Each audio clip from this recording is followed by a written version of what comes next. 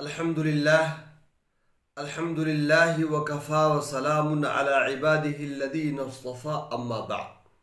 دوستو، رمضان المبارک کا مہینہ چل رہا ہے۔ رمضان المبارک کا مہینہ عظمتوں اور مغفرتوں والا مہینہ ہے، برکتوں والا مہینہ ہے۔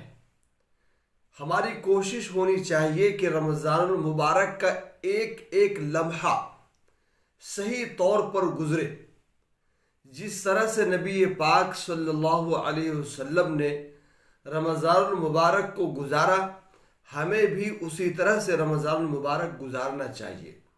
تو آئیے ہم آج ایک حدیث سنتے ہیں جس میں اللہ کے رسول صلی اللہ علیہ وسلم نے رمضان المبارک کی فضیلت بیان فرمائی ہے اور اہم باتوں کی طرف اشارہ فرمایا ہے۔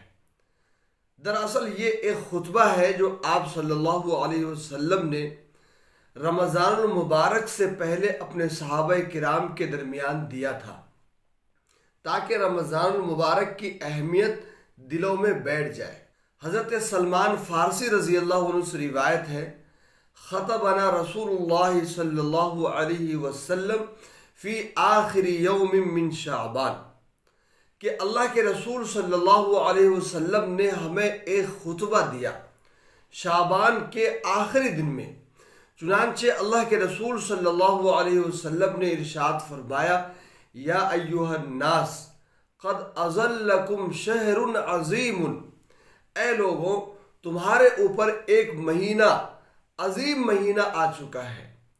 شہر مبارک، یہ مبارک مہینہ ہے، یعنی رمضان المبارک کا مہینہ۔ شہر فیہ لیلۃ خیر من الف شہر، یہ ایسا مہینہ ہے کہ جس میں ایک ایسی رات ہے جو 1000 مہینوں سے افضل ہے، یعنی شب قدر کی رات۔ یہ ایسی رات ہے کہ اگر کسی شخص کو یہ رات نصیب ہو گئی تو 1000 مہینے سے زیادہ عبادت کرنے کا ثواب اس کو حاصل ہو جائے گا۔ آگے اللہ کے رسول صلی اللہ علیہ وسلم نے ارشاد فرمایا، جعل اللہ صیامہ فریضۃ، اللہ تبارک و تعالیٰ نے اس مہینے کے روزے کو فرض فرمایا ہے۔ وقیام لیلہ تطوعا، اور اس کی رات کے قیام کو، قیام اللیل کو یعنی تراویح کو ثواب کی چیز بنایا ہے۔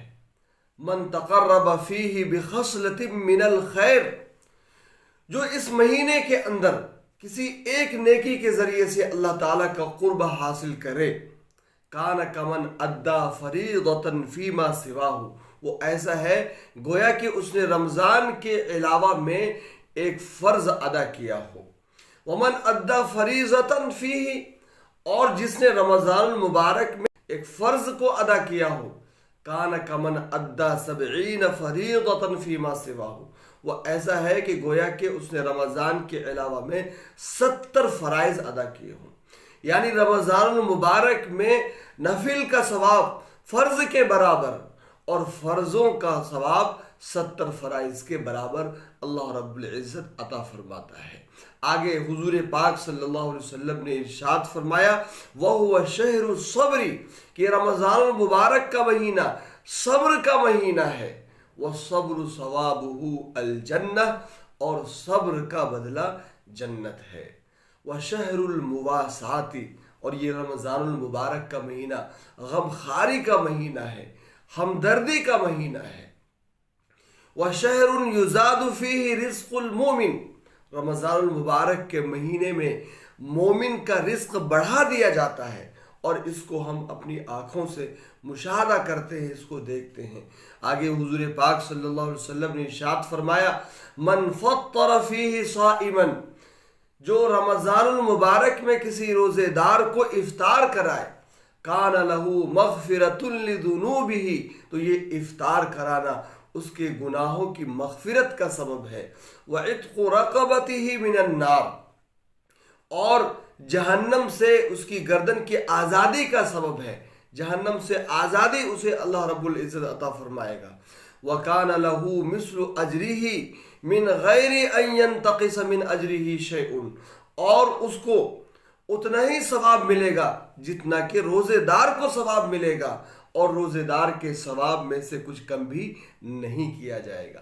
صحابہ فرماتے ہیں قلنا یا رسول اللہ، کہ ہم نے کہا اللہ کے رسول صلی اللہ علیہ وسلم، لیس کلنا نجد ما نفطر به الصائم، کہ ہم میں سے ہر شخص کے پاس اتنی گنجائش نہیں ہے کہ روزے دار کو افطار کرا سکے۔ فقال رسول اللہ صلی اللہ علیہ وسلم، تو اللہ کے رسول صلی اللہ علیہ وسلم نے ارشاد فرمایا، یعطی اللہ ھذا الثواب من فطر صائما علی مضغۃ لبن، کہ اللہ رب العزت یہ ثواب اس شخص کو بھی عطا فرمائے گا جو کسی روزے دار کو ایک گھونٹ شربت پر افطار کرائے، او تمرتن، یا ایک کھجور سے افطار کرائے، او شربت من ماء، یا پانی کے ایک گھونٹ سے افطار کرائے، اس کو بھی اللہ رب العزت ثواب عطا فرمائے گا۔ اصل چیز جذبہ ہے، اس جذبے پر اللہ رب العزت ثواب عطا فرمائے گا۔ آگے حضور پاک صلی اللہ علیہ وسلم نے ارشاد فرمایا، ومن اشبع صائما، جو شخص کسی روزے دار کو پیٹ بھر کر کے کھلائے، سقاہ اللہ من حوضی شربتن، اللہ رب العزت اس کو میرے حوض سے یعنی حوض کوثر سے ایسی شربت پلائے گا، لا یظمأ، کہ وہ پیاسا نہیں رہے گا، حتی یدخل الجنہ، یہاں تک کہ وہ جنت میں داخل ہو جائے۔ آگے حضور پاک صلی اللہ علیہ وسلم نے ارشاد فرمایا، وَهُوَ شَهْرٌ أَوَّلُهُ رَحْمَةٌ، یہ ایسا مہینہ ہے کہ اس کا اول حصہ رحمت ہے، وَأَوْسَطُهُ مَغْفِرَةٌ، اور اس کا درمیانی حصہ مغفرت ہے، اور اس کا آخری حصہ جہنم سے آزادی کا ہے۔ آگے حضور پاک صلی اللہ علیہ وسلم نے ارشاد فرمایا، وَمَنْ خَفَّفَ عَنْ مَمْلُوكِهِ فِيهِ، کہ جو اپنے ماتحتوں سے ان کے بوجھ کو ہلکا کر دے، رمضان المبارک میں کام ہلکا کر دے، غفر اللہ لہو، اللہ رب العزت ان کی مغفرت کر دیتا ہے، وَأَعْتَقَهُ مِنَ النَّارِ، اور اس کو جہنم سے آزاد کر دیتا ہے۔ دوستو، یہ رمضان المبارک کا مہینہ بہت ہی عظمتوں والا مہینہ ہے، مغفرتوں والا مہینہ ہے، رحمتوں کی بارش کا مہینہ ہے۔ اس مہینے کو ہم صحیح طور پر استعمال کریں، ایک ایک لمحے کو استعمال کریں، اللہ رب العزت کی عبادت میں مشغول ہوں، ذکر و تلاوت میں مشغول ہوں۔ خاص طور پر اس رمضان المبارک کے مہینے میں ہم تلاوت کا اہتمام کریں، اللہ رب العزت کا قرب حاصل کریں، صدقہ و خیرات کریں، ہر طرح کی بھلائی جو ہم کر سکتے ہیں اس رمضان المبارک میں کریں۔ اللہ رب العزت یہ رمضان المبارک ہمیں مبارک فرمائے، اور اللہ رب العزت ہمیں اس میں زیادہ سے زیادہ عبادت کرنے کی توفیق عطا فرمائے۔ وآخر دعوانا الحمدللہ۔